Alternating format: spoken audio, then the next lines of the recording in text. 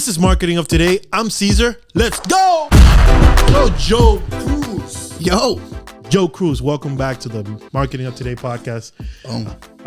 We did another podcast today talking about something else. What do you want to talk about today? Yo, let's talk about some real estate investing, flips, holds. I mean, we got a whole It's the most popular subject right now for everybody. That's what I'm saying, right? We have all these people thinking that they know the markets, thinking they can mark the markets, and thinking they can fucking do it. Thinking they can do this shit.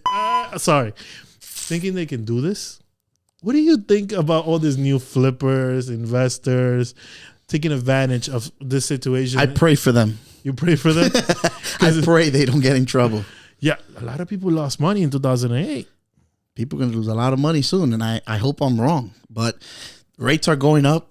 There's going to be a slight correction in the market. If you don't know your numbers, you're in a bad place. Yeah, that's what this is all about, numbers. You know, flipping game is all about numbers. Everyone's always asking me, yo, tell me how you do. What do you do? What's this? What's that? I want to find a deal. I want to flip. But you have to know your numbers, because if you don't know your numbers, you can get in big trouble. I don't want to bankruptcy. I don't want to diss an employee. I don't want to scare anyone either. No, yeah, I don't want to diss an employees, and I don't want to diss in people who have their little businesses and stuff. Right? I have a little business, but you know, it takes people to know their numbers and know how, you know, work with people, how to manage people, especially contractors. Yeah, how to work with, you know, the hard money loans. It's not an easy. Like, how not to get in trouble if they do things with an FHA. The first step is finding the right deal. That's what I'm going to get at. So if all these people that have regular jobs, have their small business, have a little bit of funds, you know, they have a little extra money now, they want to get into the flipping business. Where do you make the money, Joe? I know the answer to that question. Where the money's made in this business? When you purchase. You don't make it at the sale, people. No. If you bought it expensive, you're done. You're working for free for the next 6 to 8 months or longer if you're in trouble. Because at the end of the day, you might not make money. You might even lose money because you bought it at the wrong price. When anyone asks me, what do I need? This is what I tell them. I said, you need to go and get yourself educated on what's the ARV, after repair value. That is the number you got to aim for when you start this shit. That's number one. And then you work backwards. Exactly. What's that house going to be worth after I repair it and renovate it and then I put it on the market? Second thing you need to know, what is it? And you can't fuck this up. What is it? Now I'm really scared. Your renovation costs. Thank you. That's number two. Bro, I'm sorry I'm cursing. I never curse. I never curse in my own podcast, but it bothers me because a lot of people are getting in trouble. And it's because they don't do this due diligence, which is, first, how much is going to cost the house after you repair it? How much is going to cost you to do that repair? A lot of people got in trouble when the wood went up. Yeah. When the toilets went up. Yeah. A lot of people got in trouble when got everything went I had up. a project that I spent over $40,000 in Newark extra on lumber during the pandemic. But guess what? I was prepared for that. Why? Because I always add an extra percentage. Thank you. For the might as wells, the what ifs. So then, if first we know the ARV number, which is the after repair value, if we know the cost to build that, how much it is. Correct. Right? Carrying cost. The carrying cost, you add that, and then you go out and look for a property. Let's talk about carrying costs. Yeah, that's also a good point. Do I say... Taxes, insurance, and if you're taking a hard money loan, then there's hard money costs. There's upfront points. There's interest that is paid. The closing cost. Closing costs, mortgage recording fee, all of the fees, attorney fees, all of that is part of the expenses. So now we're still in number 3 before you go out and look for a property. ARV, right? You figure out what the after repair value is on a property. You deduct the renovation costs. You deduct the potential, well, you might as well renovate that anyways. You might as well upgrade that. And what if something goes wrong? Maybe add like 10% for all of that. Yep. So after repair value minus renovation. The what ifs and might as wells. Carrying costs. You deduct all of that. And then you have to figure out what you're trying to make on a deal. Exactly. Well, we talked about 4 steps before you even find a property. Esta vaina es jodona. Thank you. And this is what I'm saying. It's because, bro, let me tell you, I'm being honest with you. I work in the marketing company, which marketing, videography, and I do all this. And I deal with real estate agents. I deal with developers. I deal with new developers that think that they know what they're doing. And then you see what's going on. Yeah, they're in trouble. They're in trouble. Yeah. So they're guys that know what they're doing. Their numbers are right. They got lucky, or, their numbers are there. But there's also other people who haven't gotten that lucky. So how much do you look to make in any flip? Minimum. Everyone is different. But for me personally, and this is me, everyone's different. I need to be making somewhere in profit, somewhere between $60,000 to $125,000 a deal. And if I'm not personally making that, I'm passing on the deal. People, let's do some numbers here. Let's say the property after repair value is $500. Okay. Right? Let's say that to put it there, you got to put $100,000. Okay, we're down to $400. If we add as well the what ifs, which is a 10%, call it $10,000. Call it $10,000. All right, $390. We're working backwards. Yeah. Sorry. I'm doing it right here. I do it right here. I'm quick. Boom. I'm doing it here so you guys can have numbers. So we're back down to $390. Right? Carrying cost now. So the carrying cost, what is for a property like that in that price range? Depends how much you're going to finance, and hard money lenders will lend you based on the experience you have. Which is zero experience. So someone with zero experience, you got to put up like 25 to 35% of the purchase price. Okay. And then they'll finance the rest, but then there's closing costs. So give me an average. Give me a percentage. Ballpark, you're going to spend between closing costs and, everything. I'll add another $50,000 in there. So minus 50,000. Also, ballpark. Please tell the people what that's usually is a 3, 4, 5%, right? Right. And that's a ballpark. I'm not an attorney or an accountant. Yeah, we're not doing specific numbers. I'm just someone educational who knows purposes. what they're doing. Educational purposes. Exactly. So now you say you were making minimum 60. I'm going to put a 60 here just to help people. Right. Minimum 60. Yeah, so that means 390 minus 50 is 340, 60, 280 is my maximum offer on that house. People, he's not looking at the calculator. He's not looking at the calculator. Yeah, 280. And what do you find? I'm offering that house. I'm offering it 250. I'm offering for that house, maybe 240. And again, I have to verify those renovation costs estimate of 100,000. Let me ask you a question. Because you could run into a house where there's termites and all the beams are messed up in the basement, and all of a sudden that cost is 150. Exactly. So let's say there's another 30. So because you said 250, right, for that house. Yeah. What house can you find for 250 these days? People are getting in trouble. They're buying 350 houses. Some people are not working. Now let's take another angle. Some people are not working with hard money loans, and they're funding it out of pocket. But then which is even worse. But you know what I tell those people? Here's what I tell them. Dios te bendiga, mijo. If you are putting up $400,000 or $500,000 out of your pocket, that's fine. You're not borrowing it. But shouldn't you be making the same interest on your own money aside from the profit of the deal? Bingo. Because if you're putting your money away for the next amount of time. If I'm going to fund any specific project, right? And I'm going to lay out $500K. Aside from what that project has to benefit and profit me, I need to make money on my $500K.